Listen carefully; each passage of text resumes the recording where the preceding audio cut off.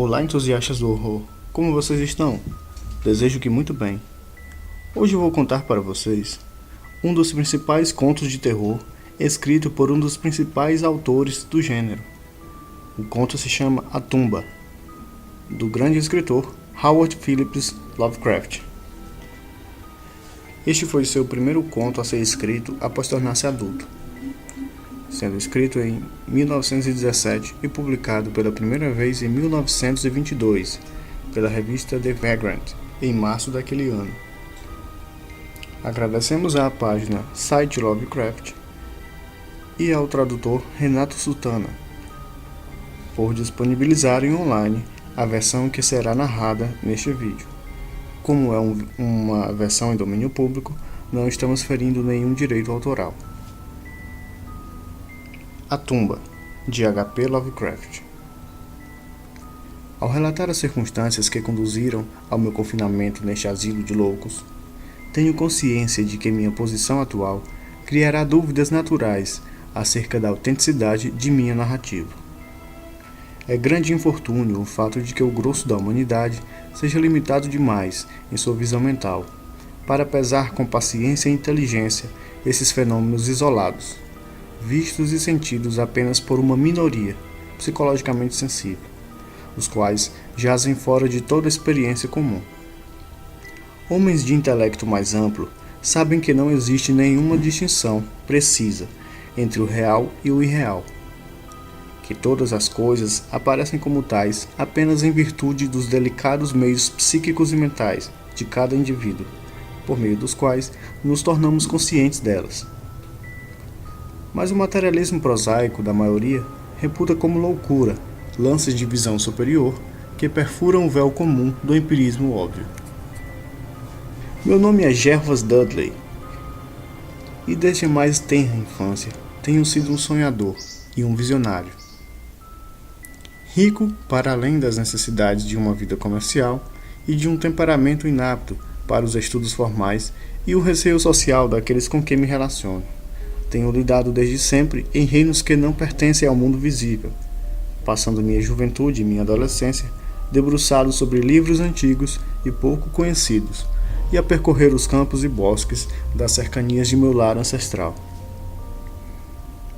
Não creio que o que li nesses livros, ouvi nesses campos e bosques, fosse exatamente o que os outros rapazes leram e viram ali. Mas sobre isso preciso falar pouco, pois que discorrer mais detalhadamente apenas confirmaria essas calúnias cruéis acerca do meu intelecto, que às vezes ouço sussurrarem os atendentes furtivos que me rodeiam. Basta-me relatar os eventos, sem analisar as causas. Disse que vivi afastado do mundo visível, mas não disse que vivi sozinho. Isso nenhuma criatura humana poderia fazer, desde que à falta de camaradagem dos vivos, inevitavelmente se entra na companhia de coisas que não são ou não mais estão vivas. Próximo à minha casa existe um vale arborizado bastante singular, em cujas profundezas crepusculares eu passava grande parte do meu tempo a ler, a pensar e a sonhar. Pelas encostas cobertas de musgos, ensaiei meus primeiros passos de infância, e em volta de seus carvalhos grotescamente retorcidos se teceram minhas primeiras fantasias de juventude. Conheci as dríades dessas árvores e não raro assisti às suas danças selvagens sob os raios vacilantes de uma lua pálida. Mas acerca dessas coisas não devo falar agora. Falarei apenas da tumba solitária em meio ao matagal escuro do declive, a tumba abandonada dos Hydes, uma velha e nobre família cujo último descendente direto fora depositado em seus negros recessos muitas décadas antes de eu nascer.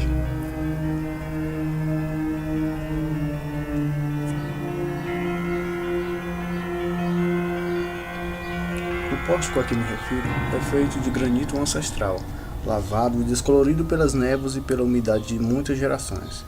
Escavada na encosta, apenas a entrada da construção é visível. A porta, uma pesada e proibitiva laje de pedra, pende de dobradiças de metal enferrujado e, ligeiramente aberta, jaz lacrada por pesadas correntes de ferro e cadeados, de acordo com um repulsivo costume de meio século atrás. A residência do clã, cujos descendentes estão enterrados aqui, coroou certa vez o declive no qual está a tumba, mas há muito tombou, vitimada pelas chamas que desceram do céu na forma de um relâmpago. Daquela tempestade que à meia-noite destruiu essa lúgubre mansão, os habitantes mais velhos da região às vezes falam entre sussurros e inquietações, aludindo ao que chamam de ira divina, de um modo que nos últimos anos fez crescer vagamente o fascínio que eu sentia pelo sepulcro escavado na mata. Um homem apenas apareceu no fogo. Quando o último dos Hydes foi enterrado neste local de sombra e quietude, a triste urna de cinzas veio de uma terra distante, para a qual a família se mudou quando a mansão pegou fogo. Não resta ninguém para colocar flores diante do portal de granito, e muito poucos se dão ao trabalho de enfrentar as sombras depressivas que parecem guardar estranhamente as pedras lavadas pela chuva. Jamais esquecerei aquele entardecer em que, pela primeira vez, me deparei com uma semi-oculta casa da morte.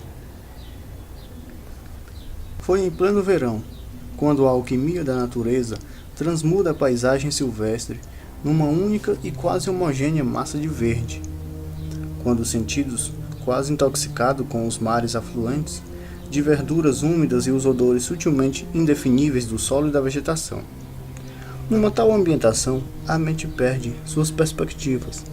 O tempo e o espaço tornam-se triviais e irreais, e ecos de um esquecido passado pré-histórico batem insistentemente contra a consciência elevada.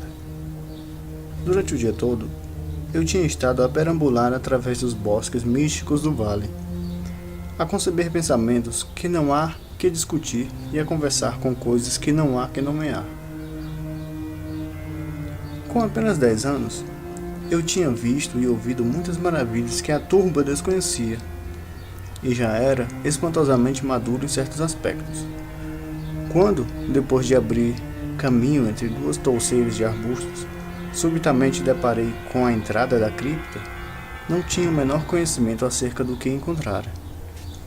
Os blocos negros de granito, a porta curiosamente semicerrada e os entalhes funerais sobre o arco não despertaram em mim quaisquer associações de caráter fúnebre ou terrível. Sobre sepulturas e tumbas, eu sabia e devaneara bastante, mas fora poupado, devido ao meu temperamento peculiar, de todo contato com adros e cemitérios. A estranha casa de pedra, escondida entre o mato na encosta, construía para mim apenas uma fonte de interesse e especulação, e seu interior frio e úmido, para dentro do qual eu espiava através da excruciante abertura, não me sugeria nada de morte ou decadência. Mas, naquele instante de curiosidade, nasceu o desejo loucamente irracional, que me trouxe até este inferno de confinamento.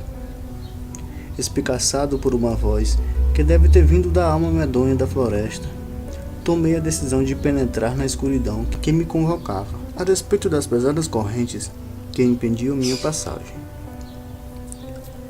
Na luz evanescente do dia, chacoalhei insistentemente os obstáculos enferrujados, na esperança de abrir a porta de pedra, e até mesmo experimentei espremer meu corpo magro através do pouco espaço disponível.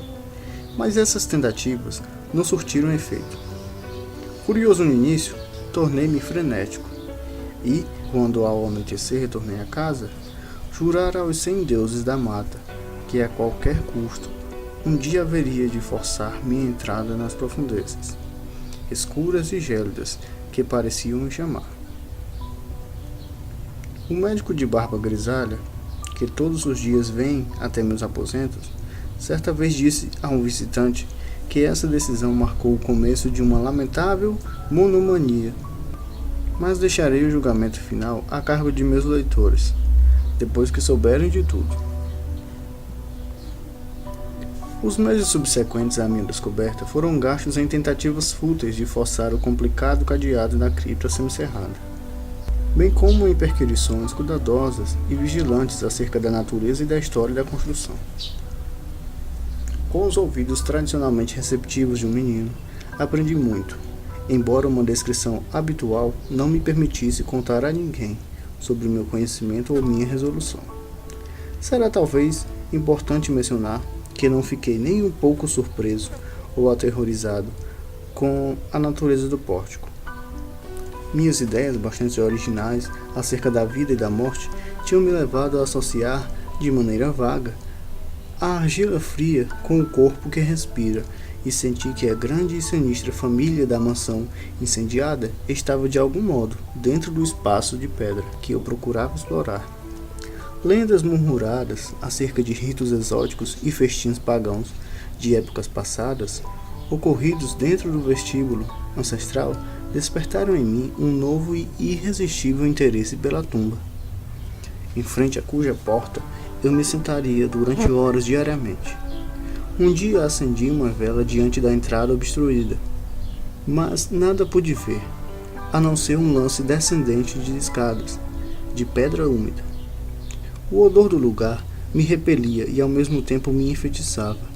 Sentia como se já o tivesse conhecido num passado remoto, anterior a toda lembrança, anterior mesmo à habitação deste corpo que agora possuo. No ano seguinte, em que vi a tumba pela primeira vez, deparei-me, no sótão cheio de livros de minha casa, com uma tradução corroída das Vidas de Platurco. Ao ler a vida de Teseu, fiquei por demais impressionado com a passagem em que se fala da enorme pedra sob a qual o menino herói haveria de encontrar as pistas sobre seu destino, assim que se tornasse adulto o suficiente para erguer o grande peso. A lenda teve o efeito de aplacar minha aguda impaciência em atravessar o portal, fazendo-me sentir que a hora ainda não chegara. Mais tarde, eu disse a mim mesmo: crescerei e adquirirei força e habilidade que me permitirão destrancar facilmente a porta que os grilhões encerram. Mas até lá, seria melhor me conformar com o que me parecia ser a vontade do destino. Com efeito, minhas vigílias diante do portal úmido tornaram-se menos persistentes, e grande parte do meu tempo era despendida em outras atividades igualmente estranhas. Às vezes, eu me levantava em silêncio durante a noite, saindo às escondidas para andar por esses cemitérios ou locais de sepultamento, dos quais meus pais me mantiveram afastado. O que eu fazia lá não posso dizer, pois agora eu não estou seguro de algumas coisas, mas sei que no dia seguinte a essas rondas noturnas eu costumava pasmar os que me cercavam, exibindo conhecimentos de assuntos quase esquecidos durante muitas gerações. Foi depois de uma noite dessas que surpreendi a comunidade com uma ideia inusitada acerca do enterro do rico e celebrado Squire Brewster, personagem da história local que fora sepultado em 1711, e cuja lousa, exibindo um crânio gravado e ossos cruzados, ia lentamente se transformando em pó. Num lance de fantasia infantil, aventei não somente que o coveiro, Goodman Simpson, teria roubado os sapatos de fivela de prata, as calças de seda e as roupas de baixo de cetim do falecido antes do enterro, mas que o próprio Squire, não totalmente inanimado, teria se virado 2 vezes em seu caixão coberto de terra no dia seguinte ao do sepultamento.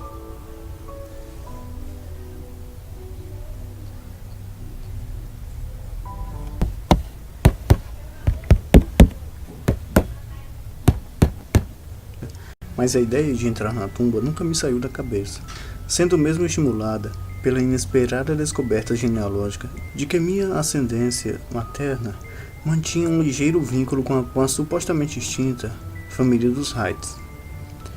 Último de minha raça paterna, eu era igualmente o último dessa linhagem mais antiga e mais misteriosa. Comecei a sentir que a tumba era minha e a esperar ansiosamente pelo momento em que poderia atravessar a porta de pedra e descer na escuridão por aqueles degraus de pedra lodosa. Adquiri o hábito de ouvir com atenção através da porta semiaberta, preferindo as horas da quietude noturna para essa estranha vigília. Quando adquiri mais idade, abri uma pequena clareira no matagal que recobria a face do declive, permitindo que a vegetação circundante cercasse e envolvesse a abertura como uma espécie de cerca-viva selvagem. Essa clareira se tornou meu templo, a porta fechada meu santuário. E era aqui que eu me deitava sobre o solo musgoso, a pensar estranhos pensamentos e a sonhar sonhos estranhos. A noite da primeira revelação estava bastante abafada. Devo ter adormecido de cansaço, pois foi com uma clara sensação de despertar que ouvi as vozes.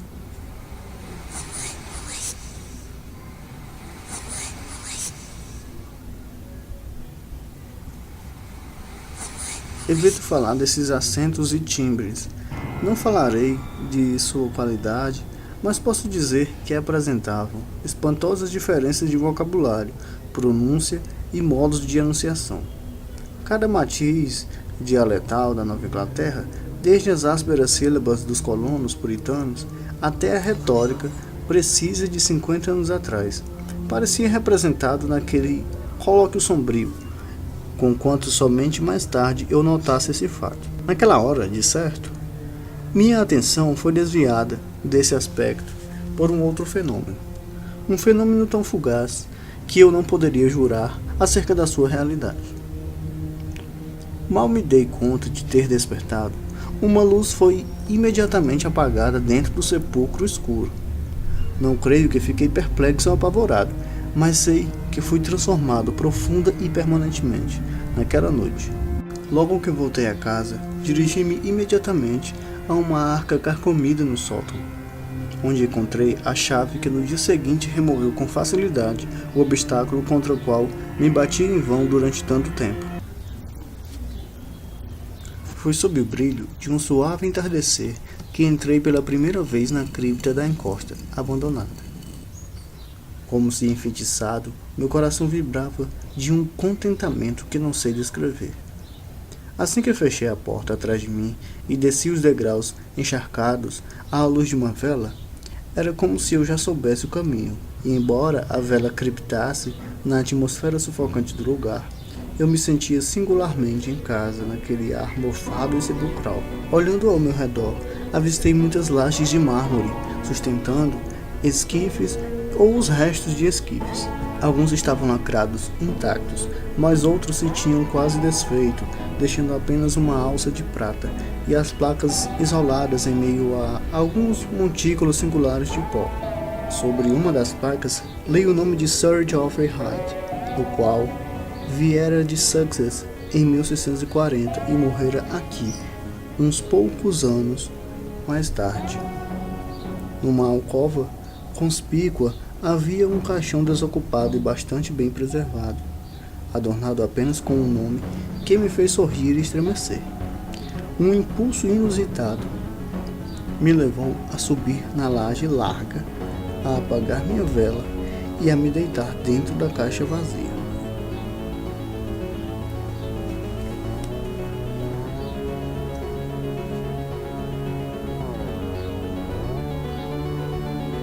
À luz cinzenta da aurora, cambaleei para fora da cripta e tranquei a corrente da porta atrás de mim.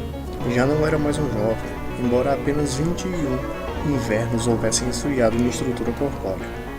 Aldeões madrugadores que observaram minha caminhada até casa olhavam-me de maneira estranha e espantavam-se com os sinais de obscena euforia que descobriram num homem cuja vida era conhecidamente solitária e austera.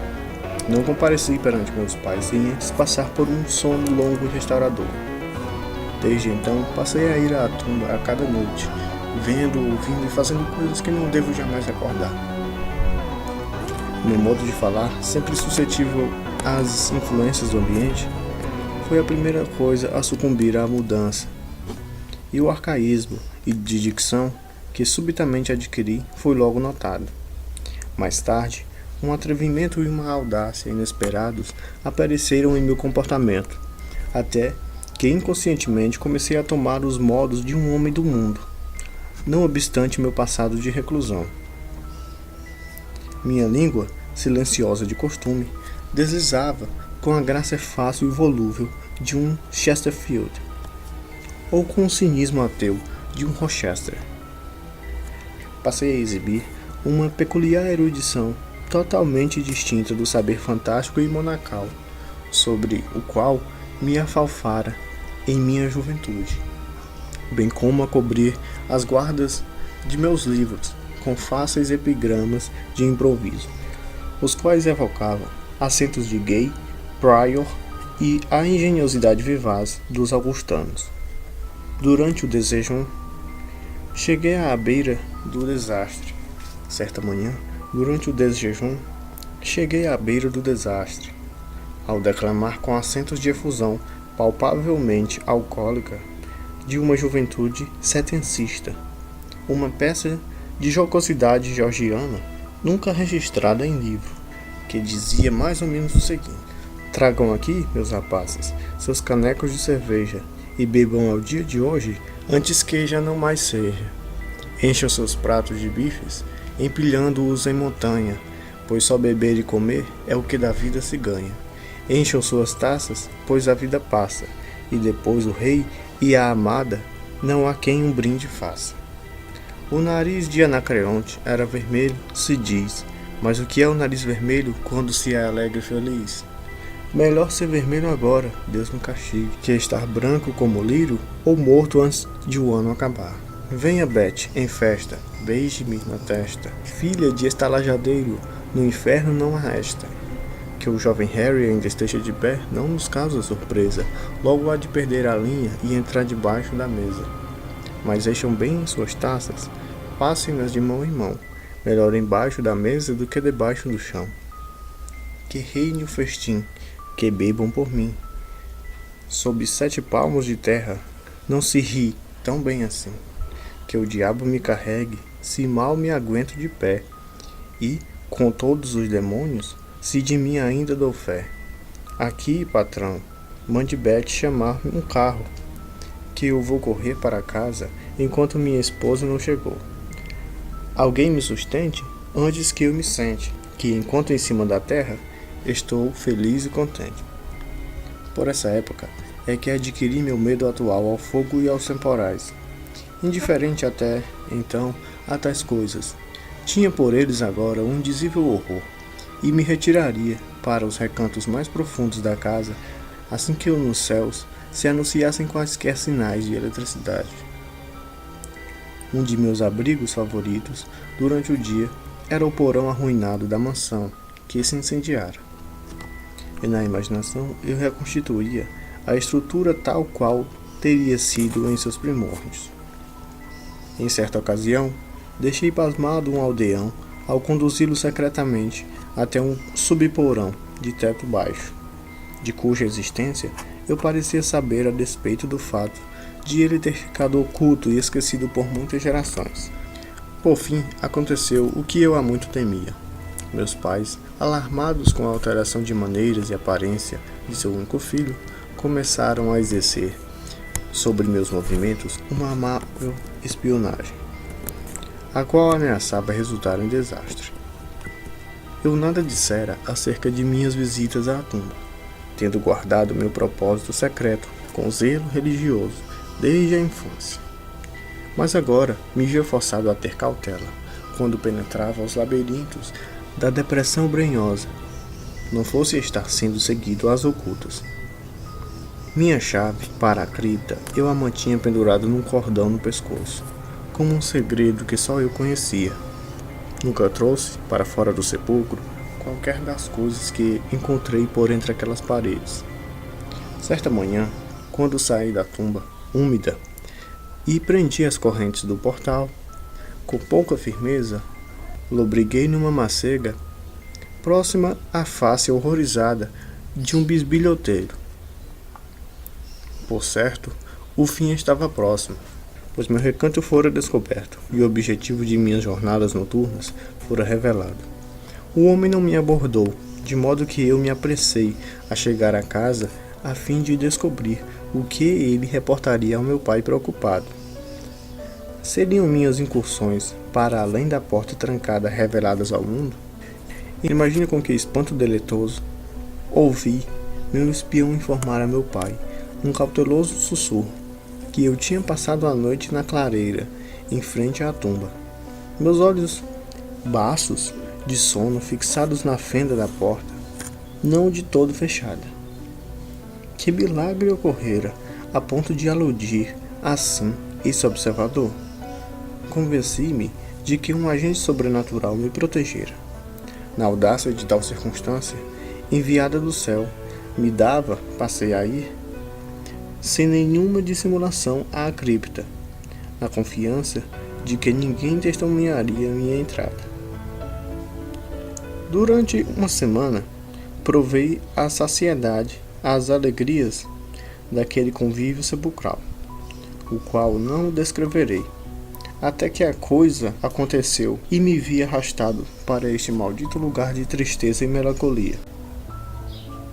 Não devia ter me aventurado a sair naquela noite, pois indícios de trovões relampejavam nas nuvens, e uma fosforescência infernal subia do pântano ao fundo do vale.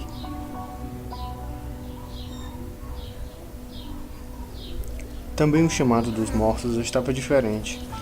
Em vez da tumba na encosta, era o demônio que presidia o porão chamuscado no topo da elevação que me acenava com dedos invisíveis. Quando saí de um matagal, intermediário para o pântano diante da ruína, descobri sob o luar nebuloso uma coisa pela qual sempre esperava vagamente. A mansão, destruída havia um século, mais uma vez se erguia no alto como uma visão arrebatadora. Todas as janelas a brilhar com o esplendor de muitas velas. Pela longa estrada, rodavam as carruagens da elite de Boston, enquanto a pé se aproximava um numeroso ajuntamento de janotas empoados, proveniente das mansões vizinhas. Misturei-me a essa multidão, conquanto eu estivesse certo de pertencer mais ao dos anfitriões que ao dos hóspedes. Para além do saguão, havia música, gargalhadas e vinho em todas as mãos. Reconheci muitas faces, e as teria reconhecido melhor ainda, se as visse ressequidas ou carcomidas pela morte e pela decomposição. Em meio a essa turba selvagem e estouvada, eu era o mais selvagem e o mais debochado. Alegres blasfêmias jorravam de meus lábios, e em chocantes gracejos eu desprezava as leis de Deus ou da natureza.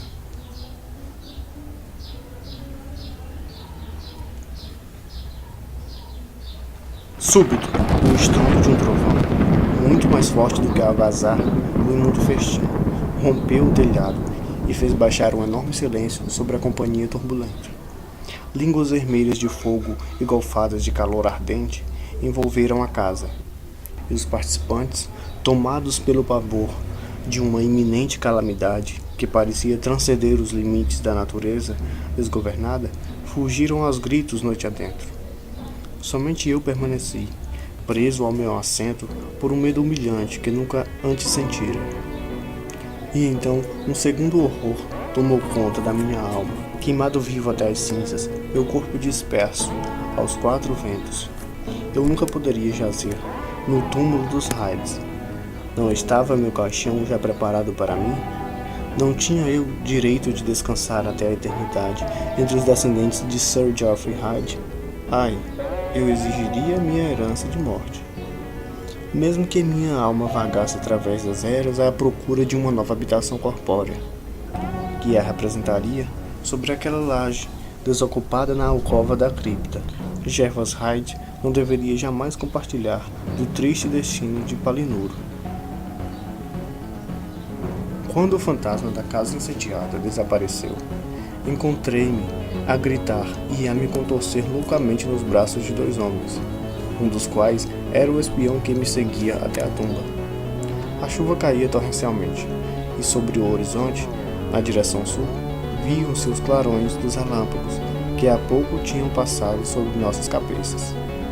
Meu pai, a face transtornada de pesar, estava ao lado, enquanto eu ordenava aos berros que me colocassem na tumba, admoestando frequentemente os meus capturadores para me tratarem com a máxima consideração. Um círculo escuro sobre o piso do porão arruinado sugeria uma carga violenta dos céus. E era nesse local que um grupo de aldeões curiosos estava a examinar, com lanternas, uma caixa pequena de fabricação antiga que a explosão do raio trouxera à luz. Cessando minhas contorções fúteis e sem sentido, observei os espectadores enquanto olhavam o pequeno tesouro e obtive permissão para compartilhar de suas descobertas. A caixa, cujo fecho tinha se partido com o golpe que a desenterrara, continha alguns papéis e objetos de valor, mas eu só tinha olhos para uma coisa. Tratava-se da miniatura em porcelana de um homem jovem usando uma peruca caprichosamente encaracolada, a qual portava as iniciais JH. Quanto à face, sua conformação era tal como se eu estivesse a me olhar no espelho. No dia seguinte, trouxeram-me a este quarto, que tem engraves nas janelas, mas tenho sido informado sobre certas coisas por um homem velho, de mentalidade rude, por quem nutro simpatia desde a infância, o qual, tal como eu mesmo, também é amante de cemitérios. O que eu ousei relatar de minhas experiências na cripta trouxe-me apenas sorrisos de piedade. Meu pai, que me visita com frequência, assevera que em tempo algum atravessei o portal lacrado pelas correntes e jura que, quando o examinou, o cadeado enferrujado tem estado como sempre esteve ao longo de 50 anos. Chega mesmo a dizer que toda a comunidade sabia de minhas idas ao túmulo e que eu era muitas vezes vigiado enquanto dormia na clareira da encosta, meus olhos semicerrados fixos na fenda que conduz ao interior. Contra essas afirmações não tenho nenhuma prova tangível, até porque a chave para o cadeado se perdeu na luta durante aquela noite de horrores. As coisas estranhas do passado que aprendi durante aqueles encontros noturnos com os mortos, ele as reputa como meros frutos da minha vida progressiva de onívora percrustação sobre volumes antigos da biblioteca da família. Se não fosse pelo meu velho serviçal Hiram, eu hoje estaria convencido de minha loucura. Mas Hiram, leal até o fim, conservou sua fé em mim e fez aquilo que me impele a trazer a público pelo menos uma parte da minha história. Há uma semana, ele quebrou o cadeado que prende a porta da tumba em sua posição perpetuamente semicerrada e desceu com uma lanterna até as profundezas sombrias. Sobre a laje, numa alcova, encontrou um velho, mas ainda vazio caixão, cuja inscrição, deslustrada, contém uma simples palavra: Gervas. Nesse caixão e nessa cripta é que me prometeram que serei enterrado.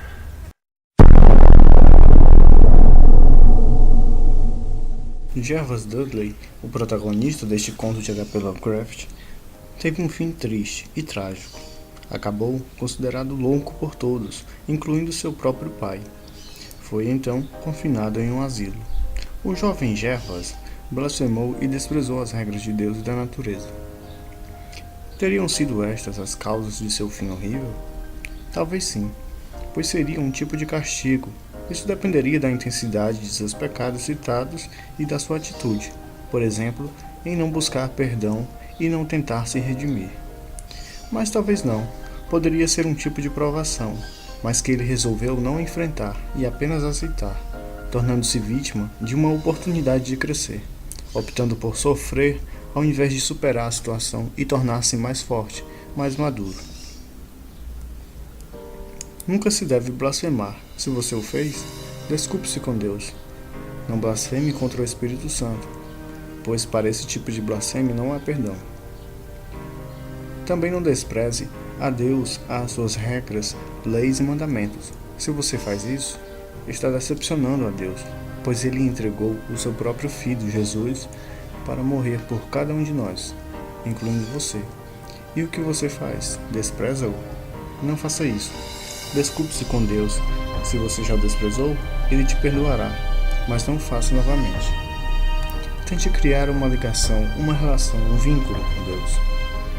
Ele é o seu Criador, Salvador e Inspirador, Pai e melhor amigo. Seja o melhor possível para Ele, pois você pode ter certeza de que Ele é maravilhoso contigo. Por mais que a vida seja dura, e realmente ela é, Ele está te ajudando. E cada situação difícil será como uma oportunidade para você crescer, se tornar mais forte, como se estivesse passando por um treinamento, tendo Deus como seu guia e seu aliado em cada batalha. Como se você fosse uma flor crescendo no deserto, tendo Deus como aquele homem que te rega e te deixa ficar cada dia mais forte. para um dia tornar-se o mais belo, em todos os sentidos possíveis. O destino de Gervas não é nada comparado ao destino daqueles que negam a Cristo, pois o resultado disso será um sofrimento que perdurará para sempre, enquanto aqueles que o seguem terão a vida eterna com Deus. Mas não esteja com Deus apenas para se agradar com a vida eterna. Fique com Ele porque você é uma criatura feita por Ele e para Ele. Apenas seja grato e siga-o. Ele é o melhor que existe dentre tudo o que há nesse existir, pois Ele é o autor da existência. João disse, referindo-se a confessarmos, assumirmos para Deus que pecamos e demonstrando arrependimento. Se confessarmos os nossos pecados, Ele é fiel e justo para perdoar os nossos pecados e nos purificar de toda injustiça. 1 João, capítulo 1, versículo 9. Porque Deus tanto amou o mundo que deu o seu Filho unigênito, para que todo o que nele crê não pereça, mas tenha a vida eterna. João, capítulo 3, versículo 16. Escolha a Deus, diga sim a Deus, e não aos erros, e não às más escolhas. Escolha o que é certo e bom, e não aquilo que é mau e destrutivo. Se você pode escolher o que é certo, se você pode seguir a Deus, por que fazer o que é errado e seguir o que é ruim? Pense nisso.